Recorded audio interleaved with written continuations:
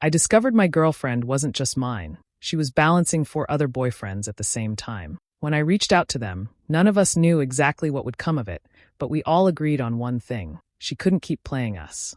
So, for her birthday, instead of balloons and adoration, we planned something different. When she walked into the apartment, expecting a celebration in her honor, she stopped dead. 5 men stood waiting, silent, watching her. I stepped forward and handed her a cake with the words piped in frosting: "Happy birthday to our girlfriend." That night was the moment everything unraveled. Let me take you back to where it all began. Stay with me, and make sure you share this story. It all started with a slip. She left her phone in my car one evening after dinner. Nothing unusual. She was always juggling bags, keys, work folders, the endless clutter of her busy life. But as I picked it up, the screen lit up with a message. Not a harmless one. The words carried a kind of familiarity, the sort you don't mistake for friendship. A name I didn't know hovered over it. I frowned, put the phone down, tried to push it from my mind. Then another notification popped up, this time from someone else entirely. I could have ignored it. Should have, maybe. But curiosity tugged at me, sharp and insistent. I opened the phone. What I found inside didn't just shake me.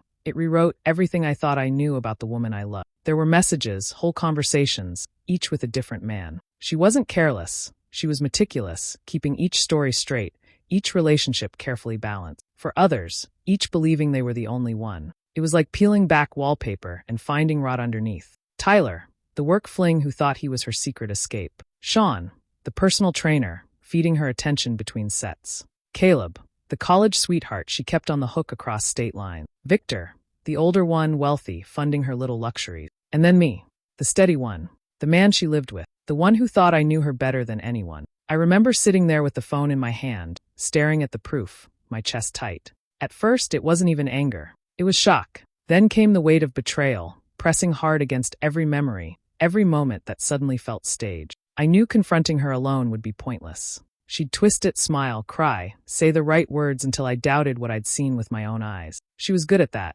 But if the truth came crashing down all at once, inescapable, undeniable, that would be different. So I reached out to them, one message at a time. We don't know each other, but we share a girlfriend. It was the strangest introduction I'd ever written, but it changed everything. And from that point on, there was no turning back. Her phone was sitting face down on the passenger seat when I returned to the car, as if it had been dropped there in a hurry. I picked it up, planning to hand it back to her when I got inside. Before I could even slide it into my pocket, the screen came alive with a vibration. A short message glowed against the glass, from someone named Ty. "Last night was perfect. When can we do it again?" I blinked at it, my thumb hovering, unsure if I'd even read it correctly. A second buzz came almost immediately, this time a different name. Sean.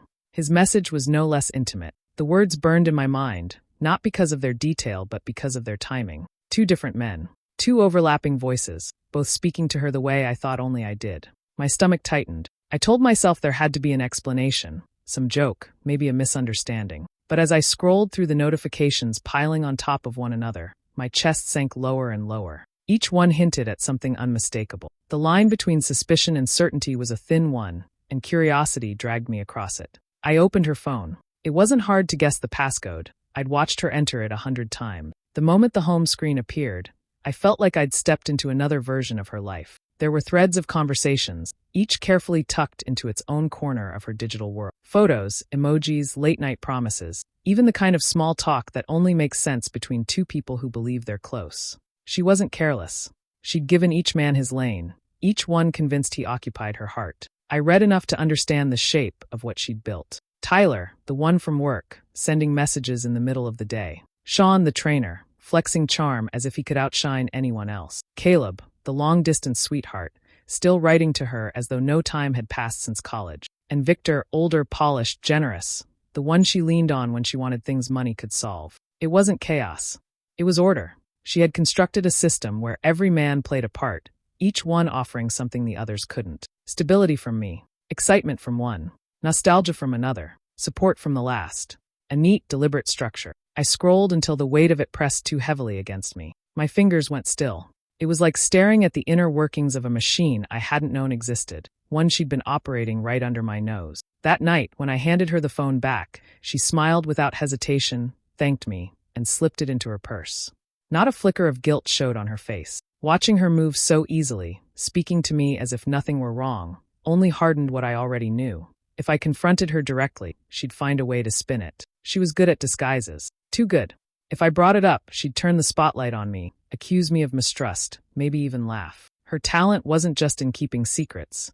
It was in making people question whether they had seen the truth at all. That realization was what kept me quiet.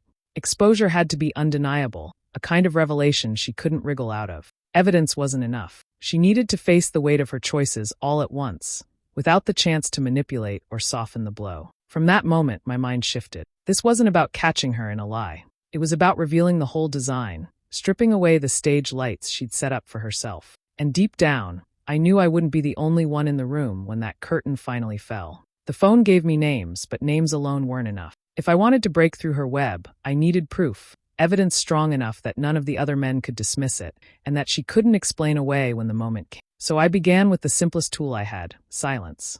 I didn't confront her, didn't hint at what I knew.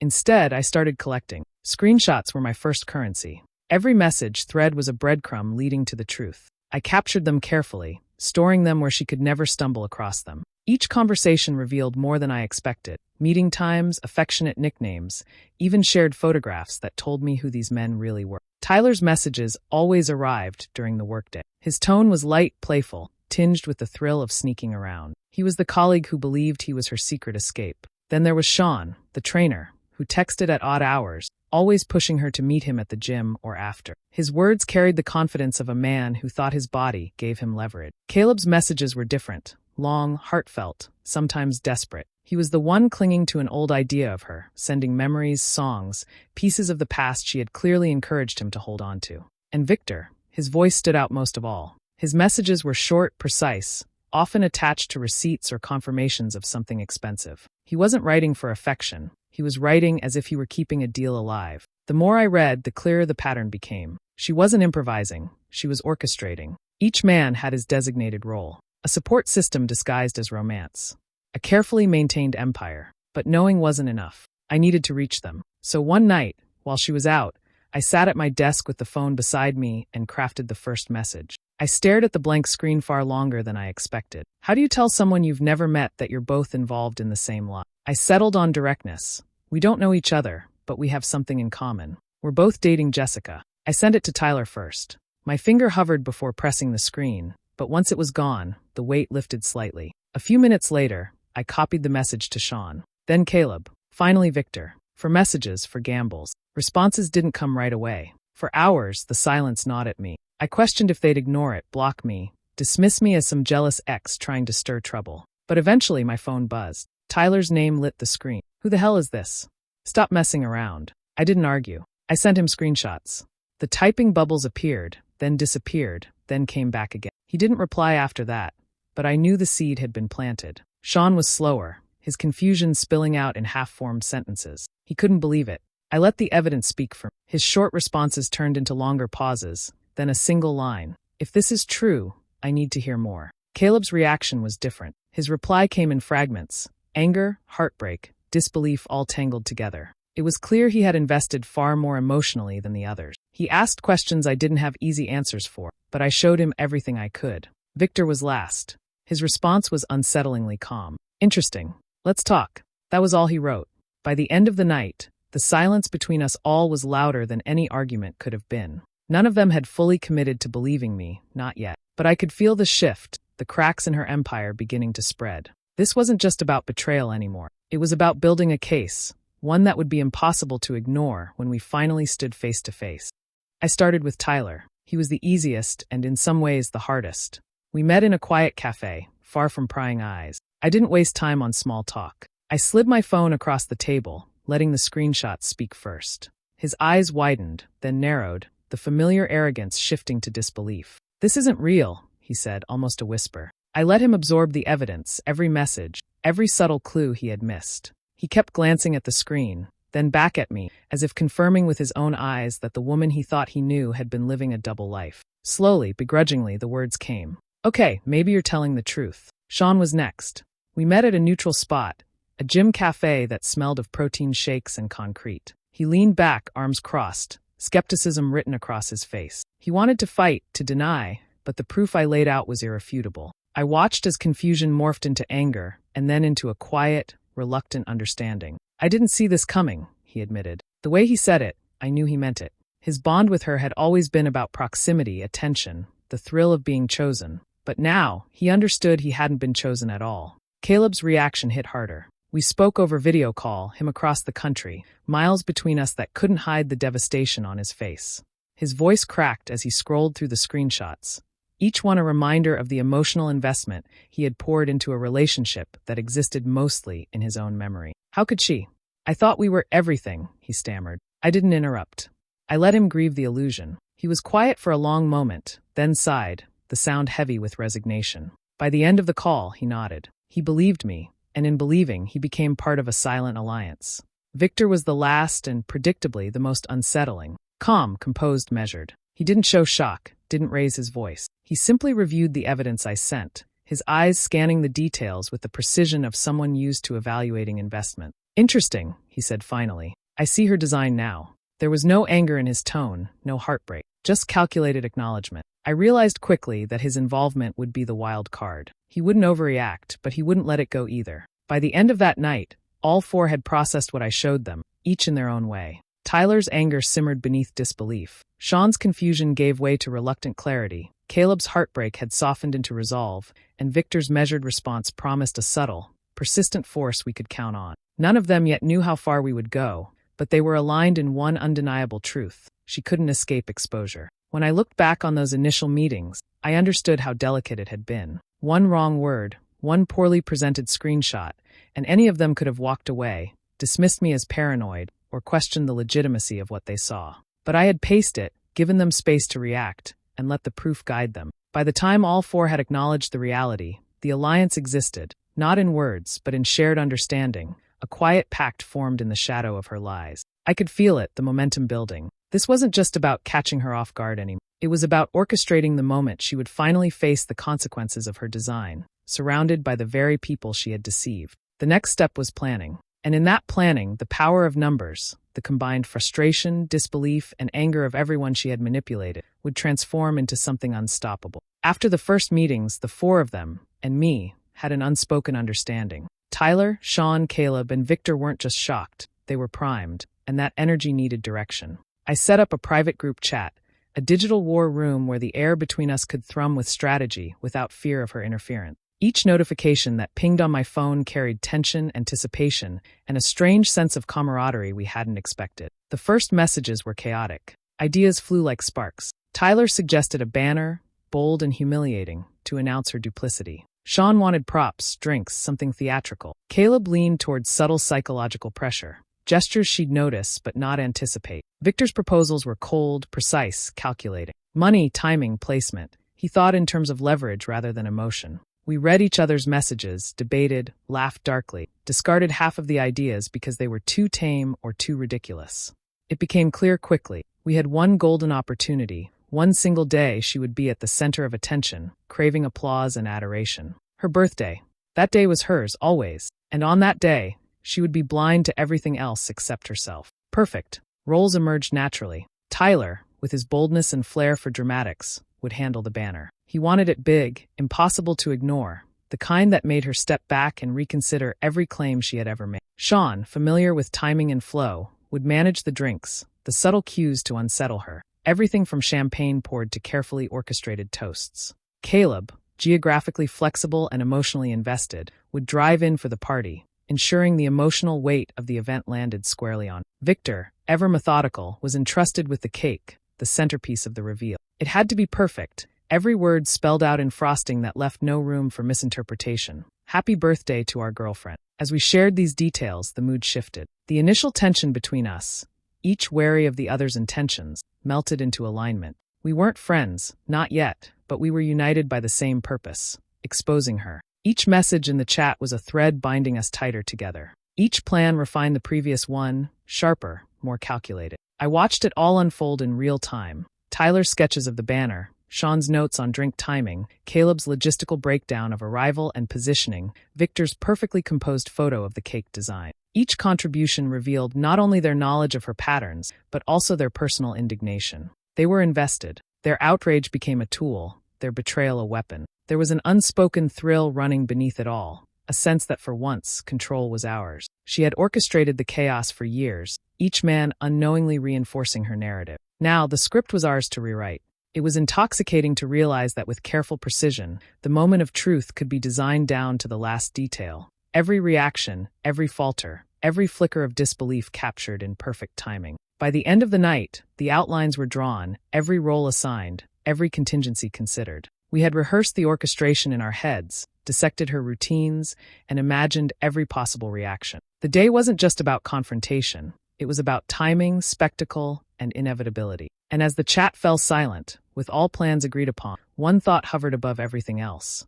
When she walked through that door, expecting adoration, she would be met with the impossible, a gathering of every man she had deceived, ready to watch the walls she built crumble in real time.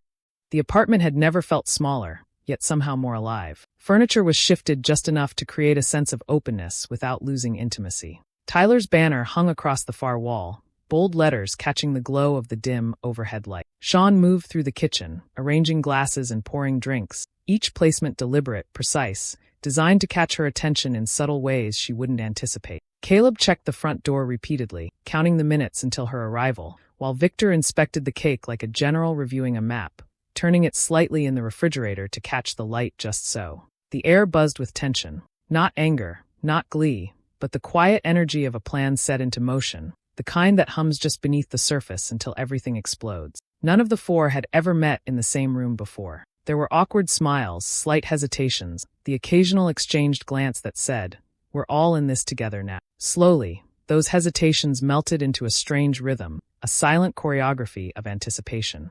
I went over the plan once more, quietly in my head. Timing would be everything. We couldn't let her suspect, not even for a second. Every element, banner, drinks, cake, positioning, was synchronized to strike all at once. She had perfected the art of distraction. Now it was our turn. The clock ticked closer. Outside, the city hummed with the ordinary, oblivious to what was about to unfold within these walls. Tyler adjusted the banner one last time, pulling the corners taut. Sean lined up the drinks, glinting softly under the warm light. Caleb paced briefly, then stopped, as if testing the air. Victor, unmoved by any visible emotion, gave a small nod. All pieces in place. Then my phone vibrated. The text appeared almost casually. Just left the spa. Can't wait for my surprise. Be there in 15. Love you. It was almost laughable how ordinary it sounded. The tone of someone completely unaware that the world she controlled was about to turn inside out. I looked around at the four men who had been strangers hours ago, now partners in this careful orchestration. Their expressions were a mix of anticipation and restrained fury, each carrying their own story of deception, betrayal, and personal indignation. Every one of them had a reason to see this day unfold. Minutes passed like hours. We didn't speak, just moved with quiet purpose.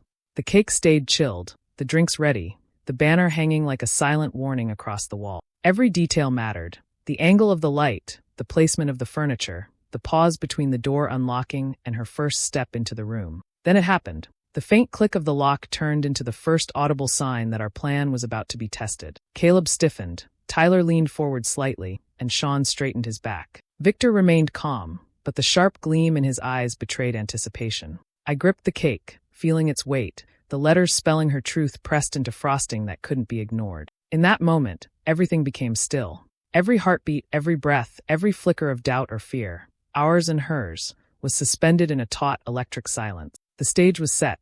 All that remained was for her to enter, unaware that her carefully constructed illusion was about to be shattered with precision, spectacle, and undeniable proof. And just like that, the ordinary apartment had transformed into a theater of revelation, where every detail we had orchestrated would collide at once with the unsuspecting protagonist of our story. The door clicked, the kind of ordinary sound that, in a normal life, barely registers. But in that apartment, it became the starting gun for everything we had orchestrated. Tyler, Sean, Caleb, Victor, and I froze for a fraction of a second, each of us holding our breath, each aware that the moment we had built with meticulous care was about to collide with reality. She stepped in, radiant, as if she had just walked out of a magazine shoot. Hair still damp from the spa, shoulders relaxed, smile bright. Her eyes scanned the room instinctively, expecting the familiar routine. Balloons, music, a cake, adoring attention, all centered on her. She was confident, assuming the world would bend to her narrative, as it always had. Then she saw us, 5 men, standing in a quiet, deliberate line, each one framed perfectly by the warm light and the bold banner behind us. Her smile faltered just slightly, and I felt it, a ripple of confusion threading through the air, thick and sharp. I stepped forward with the cake. It felt heavier than it should have, each pound of frosting a marker of the truth we were about to deliver. "Happy birthday to our girlfriend," I said evenly, my voice cutting through the silence like a scalpel. Her hand shot to her chest instinctively. The purse she had swung casually over her shoulder slipped from her fingers and thudded onto the hardwood. Her eyes darted, taking in every detail: the banner, the glasses, the arrangement of the room, and most importantly, the faces standing before, each one a mirror reflecting a truth she had tried to hide. What?" she stammered, voice caught between disbelief and a rising panic. Her feet were rooted to the spot, yet her gaze flicked from one man to the next, trying to find a familiar anchor. None existed. Every face was a puzzle piece in a picture she hadn't anticipated. Tyler's expression hardened. Sean's jaw tightened. Caleb's shoulders slumped slightly, a quiet, painful acknowledgement of betrayal. Victor remained calm, almost eerily so, his eyes fixed on her with the precision of someone calculating an outcome. And I, steady, collected, held the cake as the physical embodiment of the truth. Her lips moved, forming words she didn't finish. "Ethan, these are—" "Go on," I interrupted softly, letting the silence stretch like a drawn-out note in a song of revelation. She realized in that pause that explanation would not help. Denial had no sanctuary here. Every secret she had cultivated, every lie she had spun, stood exposed. Her eyes flickered with shifting emotions: shock, anger, a hint of panic, a fleeting plea for understanding. But nothing could soften the moment. The banner declared it. The drinks waited as silent witnesses. The cake carried the message she could no longer deny. The 5 men standing before her were living proof of her design, impossible to argue with. She took a tentative step backward, almost as if the room itself had changed dimensions, becoming something foreign, unwelcoming. I could see the color drain from her face, her composure cracking under the weight of the undeniable. The air felt thick, almost suffocating, every second stretching endlessly. For the first time, she wasn't in control. The narrative she had authored for years, the manipulation, the false affection, the carefully constructed personas, collapsed all at once. And in that collapse, we stood as witnesses, as arbiters of the truth she had refused to see herself. Every carefully planned detail, the timing, the positioning, the roles we had assigned ourselves, landed perfectly. This was not just exposure. It was a reckoning. And in that single electric moment, her world tilted. She wasn't smiling anymore. She wasn't adored. She was confronted unmistakably, irreversibly, by every man she had deceived. She froze, the initial shock still lingering in her wide eyes, then tried to reclaim control the only way she knew how, by bending reality to her will. "Ethan, what is this? Who are these people? This isn't—" Her voice wavered, a fragile shield against the weight of the room. I didn't answer. I let her struggle against the silence, against the truth that was heavier than any words she could manufacture. Tyler stepped forward first. "I'm Tyler," he said evenly, holding her gaze. "I work with you. You've been dating me, too." His voice wasn't angry, just precise, factual, unflinching. The clarity in his tone made her stumble. Sean followed. "And I'm Sean, the trainer. You told me we were special, that this was just us." He trailed off, letting the unsaid accusation hang in the air. Each word weighed more than a shout, each pause a spotlight on her duplicity. Caleb, video call still active on his tablet, leaned forward. His voice cracked. I thought we were together. You promised me. You told me I was the only one." The mixture of heartbreak and anger in his tone made it impossible for her to deflect. Victor's presence was the final blow. Calm, unshaken, he simply said, "I'm Victor. I've funded your whims. I've supported you financially. This arrangement of yours is clear to me now." There was no malice, only the quiet, chilling authority of someone who understood her scheme fully. She opened her mouth again, flustered, desperate. "Ethan, you're overreacting. They don't understand. You don't understand." I cut her off gently but firmly. "No, Jessica. I understand perfectly. And now, so do they." I gestured toward the cake. The letters were stark, unyielding. "Happy birthday to our girlfriend." Every man in the room now held pieces of the evidence she had tried to obscure. Her eyes darted to each face in turn, the denial in her mind scrambling against the facts laid bare. This isn't fair. You can't do this. You can't." Sean shook his head slowly. "Fair? You've been living a lie, manipulating all of us. This isn't about fairness. It's about truth." Tyler's jaw tightened. "We believed you. All of us. And now we know who you really are." Caleb's voice broke, raw with emotion. "Everything we thought we had, it was never real. Not to you. Victor's tone remained measured, yet every syllable cut. Truth doesn't need justification. It only needs to be faced. The room seemed to shrink around her, the weight of evidence pressing from all sides. Her face went through a rapid cycle: denial, disbelief, pleading, and finally rage. You think you can humiliate me? You think this is justice? I shook my head. No, this isn't about humiliation. It's about exposing reality. The party is over, Jessica. You don't get to rewrite it. Her breath hitched, a mix of fury and fear, as the magnitude of her deception settled on her shoulders. Every excuse she had ever relied upon dissolved into silence. No argument could undo what we had orchestrated. The banner, the cake, the assembled men. Each was a testament to the empire of lies she had built and the reckoning she could no longer evade. For the first time, she was not in control.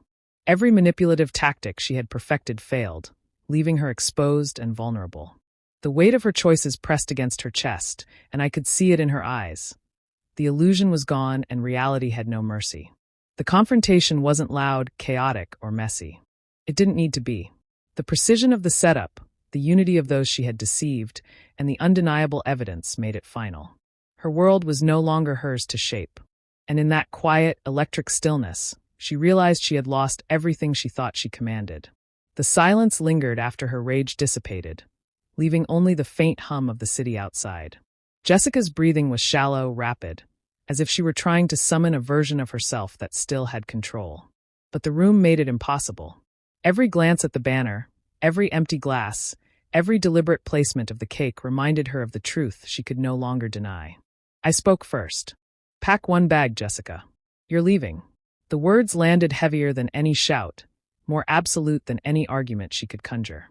Her eyes darted around, searching for cracks in my resolve, but there were none. Every man in the room, Tyler, Sean, Caleb, Victor, stood firm, silent pillars reinforcing what I had said. Her lips trembled. You can't do this. I live here. Tyler stepped forward, calm but unwavering. Not anymore. You've forfeited that right. Sean added, his voice low, deliberate. Every choice you made brought you here. This is the consequence. Caleb, still reeling from the emotional betrayal, didn't raise his voice. His tone carried quiet finality. We trusted you.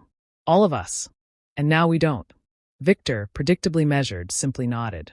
Everything you had built has collapsed. This is reality. The apartment, once ordinary, now felt like a tribunal. Each item, every corner, bore witness to the life she had manipulated and the people she had deceived. Jessica moved mechanically, grabbing the few belongings she could fit into a single bag, her composure failing with every item she placed inside. She realized in fragments that there were no alliances left, no sympathy, no safe corners. The walls she had decorated with charm and manipulation offered no shelter. When she stepped toward the door, Caleb made a small, bitter sound of frustration. Tyler's eyes never left hers. Sean's stance was protective of what had been ours, not hers. Victor watched like a hawk, calculating, waiting for the final acknowledgement of defeat. And I followed silently behind, the cake now safely put aside, the centerpiece of her exposure no longer needed. As the door clicked shut behind her, the room shifted. It felt almost surreal. The tension that had coiled around us for days, weeks, had released in a single, shattering moment. We looked at one another, strangers mere hours ago, now bound by shared purpose and the weight of collective revelation. Tyler let out a low whistle, a grim chuckle escaping him. Well, that went better than I expected. Sean smirked, pouring himself a drink, then offered the same to the rest of us. Caleb, exhausted but lighter, joined him, shaking his head in disbelief. Victor, ever composed, finally allowed a thin, amused smile to cross his face. I picked up the cake, still perfectly intact, and set it on the counter. To the brotherhood of the betrayed, I said quietly, and the others laughed, a mix of relief, dark humor, and recognition of the absurdity of it all. The five of us sat around the small apartment, cutting slices, clinking glasses, and sharing stories of the lies she had told, the manipulations she had orchestrated. The humor was grim, the camaraderie strange, yet undeniable. In exposing her, we had become a unit, and the night stretched on, a quiet testament to justice done in the most meticulously orchestrated way. Outside, the city continued unaware. Inside, we drank, laughed, and acknowledged a strange, dark satisfaction. The apartment, once a stage for deceit, had become the arena where truth prevailed. And in that moment, The power of exposing a carefully crafted illusion was intoxicating, irreversible, and wholly ours. Jessica's world didn't just shake, it crumbled. The apartment door had closed behind her, but the echo of the confrontation followed her like a shadow she couldn't outrun. Every carefully constructed relationship she had relied on unraveled in hours. Tyler, Sean, Caleb, and Victor had vanished from her life, each one severing ties completely.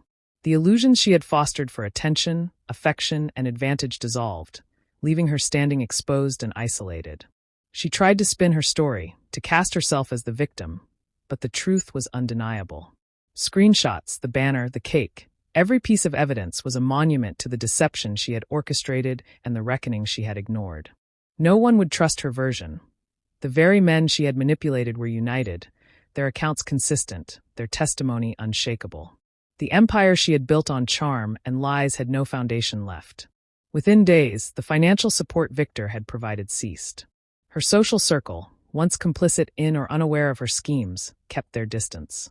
Even family, sensing the collapse of her carefully curated image, offered no shelter. The backlash was swift, total, and inescapable. She was forced to retreat to her parents' house, a defeated figure carrying the weight of humiliation and regret. Meanwhile, life outside the fallout continued.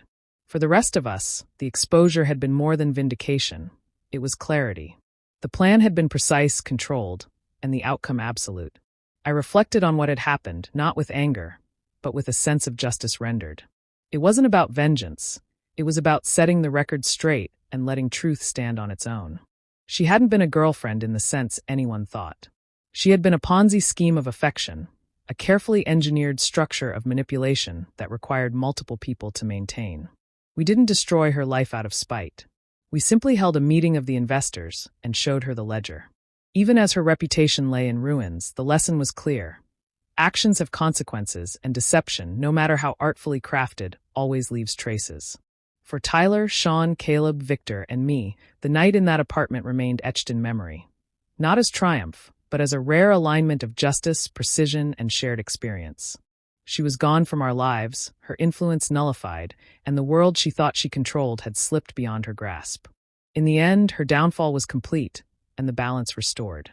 And for me, watching it all unfold, the satisfaction was quiet, measured, and absolute. Do you think I did the right thing by exposing Jessica the way I did, or should I have handled it differently? I'm really curious to hear what you think, so drop your thoughts in the comments. And if you want more stories like this, make sure to subscribe and hit the notification bell so you don't miss out.